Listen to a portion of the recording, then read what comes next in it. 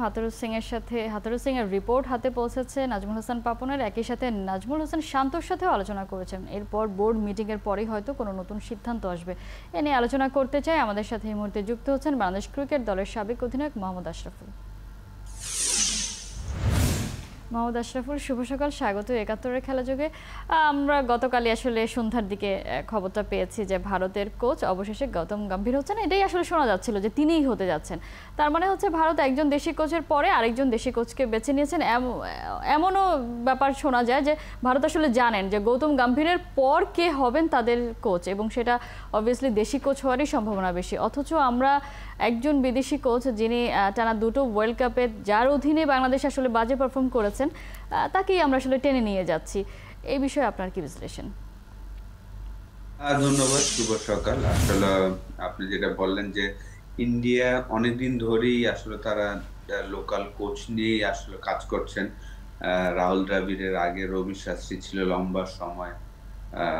তো এখন গৌতম গম্ভীর হয়েছেন। আসলে লাস্ট কয়েকটা আইপিএলে আমরা দেখেছি যে সে কতটা অসাধারণ কাজ করেছেন এবং তার রেকর্ডও অসাধারণ। ইন্টারন্যাশনাল ক্রিকেট বলেন, 2011 ওয়ার্ল্ড কাপে ফাইনালে 90 রানের একটা ইনিংস ছিলেন।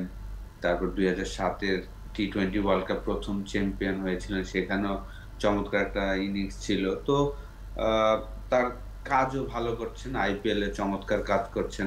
লাস্ট আইপিএল এ সে কলকাতার হয়ে কাজ করেছেন, সেখানে টিম রেজাল্ট পেয়েছেন। তার আগে লখনউর হয়ে কাজ করেছেন। তো আহ, আহ, সেই এক্সপিরিয়েন্সটা আছে। হাতুরা সিংকে আসলে আমরা প্রথম যখন এসেছিল তখন আসলে অসাধারণ কাজ করেছিল। তারপর আমাদের না বলি আসলে সে চলে গিয়েছিলেন। যেহেতু আমাদের একই ক্রিকেট বোর্ড প্রেসিডেন্ট বলেন বা বোর্ড, একই বোর্ড অলমোস্ট 15-16 বছর ধরে আছেন।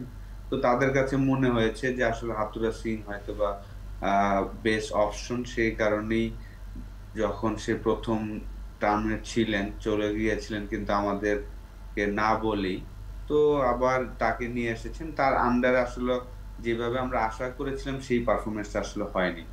এখন হয়তোবা বলতে পারে যে এইবারের ওয়ার্ল্ড কাপ আমাদের সেরা ওয়ার্ল্ড কাপ, কিন্তু সুপার এইটের যে পারফরমেন্সটা ছিল, গেম প্ল্যান বলেন বা ইনটেন্ট বলেন, কোনো কিছুই ছিল না। আমাদের প্লেয়াররা বলেন বা ম্যানেজমেন্টের প্ল্যানিংও অতটা ভালো ছিল না। আমি আগেও বলেছি যে হাতুরা সিং প্রথম টার্মে যেভাবে সে কাজ করেছিলেন, এইবার আমার কাছে মনে হয় যে খুব কম ইনভলভ হচ্ছেন। আপনি যদি দেখেন যে প্রথম যখন ছিলেন তখন প্রচুর অ্যাগ্রেসিভ ছিল, এবার কিন্তু অনেক সফট আমার কাছে মনে হয়েছে। তার চিন্তা ভাবনা বা প্লেয়ারদের প্রচুর সফট সে কাজ করছেন। তো সেই কারণে রেজাল্টও ওইভাবে হচ্ছে না। আর আমাদের ওই মানের কোচও নাই, এটাও আপনার মানতে হবে যে আপনার এখন দেশি যাদেরই দিবেন তাদেরকে আমরা পুরো স্বাধীনতা দিব কিনা সেটাও ইম্পর্টেন্ট। আমরা তো দেই না দেশি কাউকে। তো আপনি যদি দেখেন যে হাতুরা সিং বা ফরেন কোচ যারা আছে তাদের সম্মানিটা আমরা কেমন দেই, আর আমাদের দেশি কোচ যাদেরই নেওয়া হচ্ছে তাদের সম্মানিটা কি দেওয়া হচ্ছে। প্রায় 12 বছর ধরে আমাদের একটা সিলেকশন প্যানেল ছিল, তারাও জাস্ট ওই কাজটা করেছেন। ওনাদের সম্মানীটা ওনারা নেয়নি ভালো মতন, জাস্ট কাজ করেছেন। তো আমাদের আপনি দেখেন গৌতম গম্ভীরের কিন্তু মান্থলি 1 কোটি টাকা করে তাদের স্যালারি, ঠিক না? আহ তো সেই জায়গায় আমাদের ওই জায়গাটা এই এখনো যায়নি। জায়গাটাই যদি বলি, মোহাম্মদ আশরাফুল, সবসময় তো আসলে যখন অন্য কোনো দেশ আসলে তাদের দেশি কোচদেরকে বেছে নেয় তখনই আলোচনাটা আসলে নতুন করে উঠে আসে যে আমরা কেন আমাদের দেশি কোচদের বেছে নিচ্ছি না, বা কেন অবহেলায় রাখছি। আপনার কাছে আসলে কি মনে হয় যে অন্যান্য দেশের, বা গৌতম গম্ভীরের কথা বলি, রবি শাস্ত্রী বলি, রাহুল দ্রাবিড় ছিলেন, তাদের কথা বলি, তারা আসলে যতটা কোয়ালিফাইড, আমাদের দেশি কোচরা কি আসলে সেই আপ টু দ্য মার্ক কিনা? বা আপনি সম্মানের কথা বলছিলেন, সম্মানী এই দুটোই আসলে তারা এলিজেবল কিনা একটা দেশের হেড কোচ হওয়ার জন্য? না, আমাদের দেখেন আসলে যারা যে দুইজন বেস্ট কোচ আমাদের, তারা কিন্তু ফার্স্ট ক্লাসে কাজ করেন না। আপনার যদি সুজন ভাই বলেন, সালাউদ্দিন ভাই বলেন, ওনারা বাংলাদেশের সেরা কোচ আমরা সবাই বলি, কিন্তু ওনারা কিন্তু কোনো ফার্স্ট ক্লাস ম্যাচে কোচিং করে না। জাস্ট বিপিএল আর ঢাকা প্রিমিয়ার লিগ, যেখানে ওনারা সম্মানীটা বেশি পায়, সেই ২ টা জায়গায় খালি কাজ করেন। কিন্তু ওনারা যদি ফার্স্ট ক্লাসে কাজ করতেন তাহলে হয়তোবা আমাদের এই ২৪ বছরে আমাদের ফার্স্ট ক্লাসে ভালো মানের কোচগুলো আসতো এবং সম্মানীটাও বাড়তো। তো অবশ্যই আমি মনে করি যে ডেফিনিটলি হয়তোবা তামিম, সাকিব, মুশফিক, মাশরাফি তারা যদি কখনো কাজ করেন তখন হয়তোবা আমরা ওই রেসপেক্টটা দিব। এছাড়া কিন্তু আমাদের দেশি যারা কোচ তাদের আমরা হয়তোবা মিডিয়া বলেন বা আ ক্রিকেট বোর্ড ওই সম্মানীটাও দেই না আমরা উনাদের। আর ওইভাবে রেসপেক্টও হয়তোবা দিব বলে আমার মনে হয় না। তো যখন একটা ইন্টারন্যাশনাল রেকর্ড যাদের ভালো যারা খেলেছেন, দেখুন রিসেন্টলি সা আ আপনার জয়সূর্যা কিন্তু হেড কোচ হয়েছেন লাস্ট নেক্সট ২ টা সিরিজের জন্য। তার রেকর্ড দেখেন অসাধারণ একজন পারফর্মার ছিল। সেই জায়গা থেকে তাদের লেভেল 2 হয়তোবা 3 করা আছেন কিন্তু আ ফার্স্ট টাইম কিন্তু হেড কোচ হচ্ছেন। তো আমাদের ২০০৯ এ আপনার Sujan Bera level 3 coaching course করেছিলেন, সার্টিফিকেট পেয়েছেন।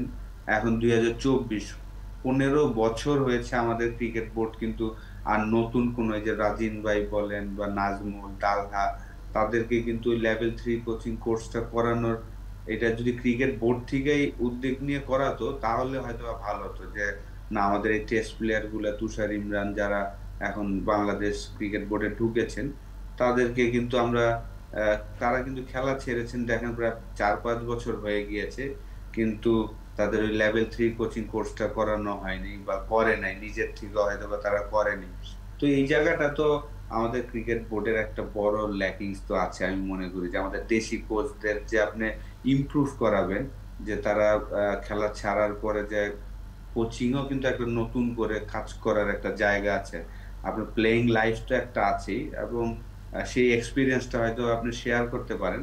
কিন্তু লেভেল ৩, লেভেল ৪ আ যেই কোচিং কোর্স গুলা আছে এগুলা যদি আপনি না করান বা নিজের থেকে না করেন তাহলে আসলে এক্স্যাক্টলি এই জায়গাটায় মোহাম্মদ আশরাফুল আসলে এটা করায় কারা, মানে বোর্ড করায় নাকি আসলে যদি কারো ভিশন থাকে যে তিনি নিজেকে একজন কোচ হিসেবে এস্টাবলিশড করতে চান তাহলে নিজ উদ্যোগে করতে হয়? একটা ক্রিকেট বোর্ডও করাইতে পারে এবং নিজের উদ্যোগে যেমন দেখেন লাস্ট ইয়ার আমার অপরচুনিটি হয়েছিল আমি কিন্তু আইসিসির আন্ডারে লেভেল 3 কোচিং কোর্স করে ফেলেছি। তো এটা আপনার নিজের পার্সোনালও আপনি করতে পারেন। ক্রিকেট বোর্ডও এই কাজগুলা করা উচিত ছিল আমার মনে হয় যে আমাদের লেভেল 3 কোচিং কোর্স করিয়ে কোচদের আপডেট করানো।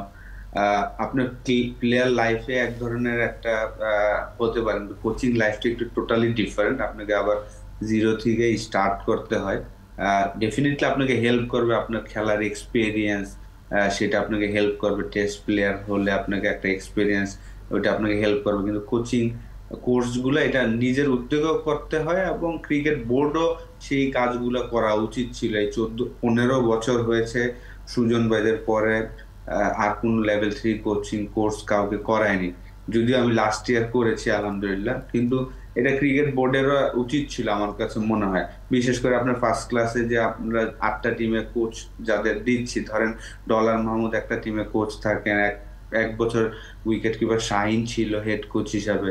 কিন্তু তাদের যদি আপডেট করতো যে তারা খেলেছেন ঠিক আছে, কিন্তু তাদের যে কোচিং এর যে আপডেটটা ওই জিনিসটা কিন্তু ক্রিকেট বোর্ডও করাতে পারতেন চাইলে। নিশ্চয়ই। তাহলে একটা জায়গা আসলে একটু ফাঁক রয়েই গেছে। আমরা আসলে শুধু যে আবেগে বলে ফেলি যে কেন বিসিবি দেশি কোচদেরকে হেড কোচ করার সুযোগটা দেয় না বা দেশের নিজের দলের দায়িত্বটা দিতে চায় না, সেই জায়গায় তো আসলে একটা সমস্যা রয়েই গেছে। সেটা বিসিবির পক্ষ থেকেই হোক বা যিনি কোচ হতে চান তার পক্ষ থেকে, তার সদিচ্ছা জায়গাটা থেকেও একটা জায়গা আসলে একটু ভ্যাকুয়াম রয়ে গেছে।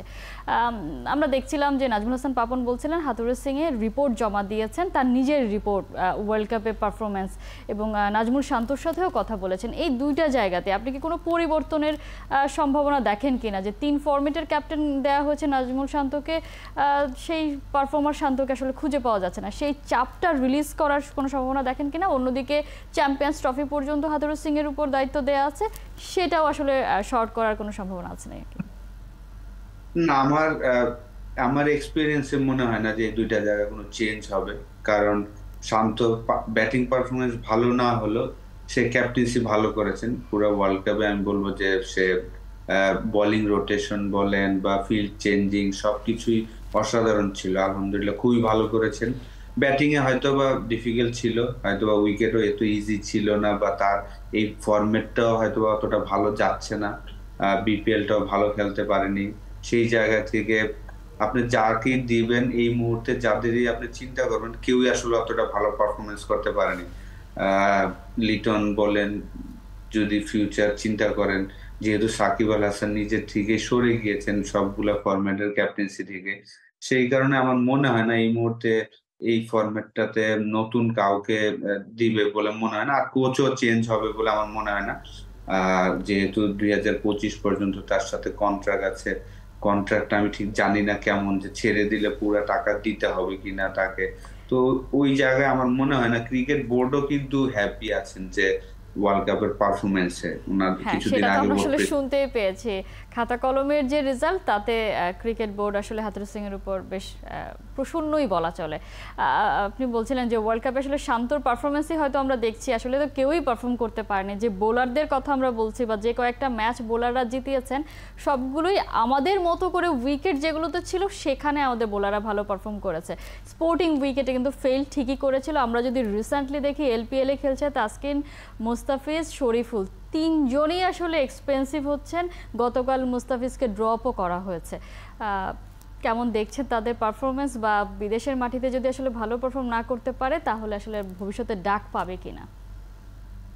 আহ না, এটা যেটা আপনি বললেন যে আসলে স্পোর্টিং উইকেটে আমাদের এখনো অনেক ইমপ্রুভমেন্টের জায়গা আছে। যখনই একটু উইকেটে হেল্প থাকে তখনই আমাদের মনে হয় যে আমাদের বোলিং অলমোস্ট অনেক অসাধারণ বোলিং করে থাকি আমরা। কিন্তু যখন উইকেটে কোনো হেল্প থাকে না তখন আমাদের মনে হয় যে না, আমাদের ৩ টা বিশেষ করে ব্যাটিং, বোলিং এই ২ টা জায়গায় আরো অনেক ইমপ্রুভমেন্টের জায়গা আছে। তো তারপরেও এই মুহূর্তে আমি বলব যে আমাদের বোলিং ইউনিটটা ব্যাটিং থেকে ভালো। কারণ ব্যাটসম্যানরা অতটা ভালো করছেন না। বোলাররা তাও যেহেতু হেল্প থাকলেও তারা কিন্তু ওই হেল্পের উইকেটে অসাধারণ করে থাকেন। ট্রু উইকেটে হয়তোবা হচ্ছে না। কিন্তু ব্যাটসম্যানরা কিন্তু ট্রু উইকেটও ভালো করছেন না। আবার ডজি উইকেটে তো আরো পারছেন না। তো সেই জায়গায় ব্যাটিংটা আমাদের আসলেই ইন্টারন্যাশনাল ক্রিকেটে আসলে ব্যাটিংটা সবচেয়ে বড় কঠিন একটা জায়গা। কারণ একটা বলে আপনি আউট হয়ে যেতে পারেন। বোলারের একটা অপরচুনিটি থাকে যে ৪ ওভারের খেলা, 20-20 হলে আপনি এটলিস্ট ২৪ টা বল করার অপরচুনিটি পাবেন। ১০ ওভারের আগে টি-টোয়েন্টি ওয়ানডে হলে আপনি ৬০ টা বল করার অপরচুনিটি পাবেন। কিন্তু ব্যাটসম্যানের কিন্তু একটা বলই লাগে আউট হতে। তো সেই জায়গায় আমাদের ইমপ্রুভমেন্ট এর জায়গা অনেক জায়গা আছে। ব্যাটিং, বোলিং, ট্রু উইকেটে ইন্টারন্যাশনাল ক্রিকেটে ভালো করতে হলে এই জিনিসগুলো আমাদের ডোমেস্টিক থেকে শুরু করতে হবে। ডোমেস্টিকে যদিও আমি লাস্ট ইয়ার খেলি নাই, তার আগে আমি সব জায়গায় দেখেছি যে ক্রিকেট বোর্ড কিন্তু চেষ্টা করছেন ডোমেস্টিক উইকেট গুলাতে ভালো দেওয়ার। আমাদের প্লেয়ারদের দায়িত্ব আসলে যে তারা কত তাড়াতাড়ি ডেভেলপ করবেন তাদের স্কিলটা এবং মাইন্ডসেটটা খুব ইম্পর্টেন্ট যে ইন্টারন্যাশনাল ক্রিকেটে যে ভালো খেলাটা। আমাদের ইন্টারন্যাশনাল ম্যাচে আসলে ওই মানের প্লেয়ার গুলা এখনো তৈরি হচ্ছে না কেন, এটা আসলে দুঃখজনক। এই মাইন্ডসেট নিয়ে নিশ্চয়ই আশরাফুল আমরা পরের কোনোদিন আলাপ করব, কারণ নিশ্চয়ই শুনেছেন সাইফুদ্দিন আসলে তার মাইন্ডসেটটা শেয়ার করেছিলেন সবার সামনে যে বাংলাদেশে ২০-২৫ জনের বাইরে ইন্টারন্যাশনাল ক্রিকেটার নাই। সো অফ ফর্মে থাকলেও খুব সহজেই কামব্যাক করা যায়। এই যে মাইন্ডসেটটা সেটা আসলে কতটা ব্যাকফুটে ফেলে দেয় সেটা নিয়ে আমরা নেক্সট দিন নিশ্চয়ই আলোচনা করবো। মোহাম্মদ আশরাফুল, অসংখ্য ধন্যবাদ এতক্ষণ আমাদেরকে সময় দেওয়ার জন্য। দর্শক, আমরা কথা বলছিলাম দেশের ক্রিকেট নিয়ে। আমাদের সাথে এই আলোচনায় এতক্ষণ যুক্ত ছিলেন বাংলাদেশ ক্রিকেট দলের সাবেক অধিনায়ক মোহাম্মদ আশরাফুল।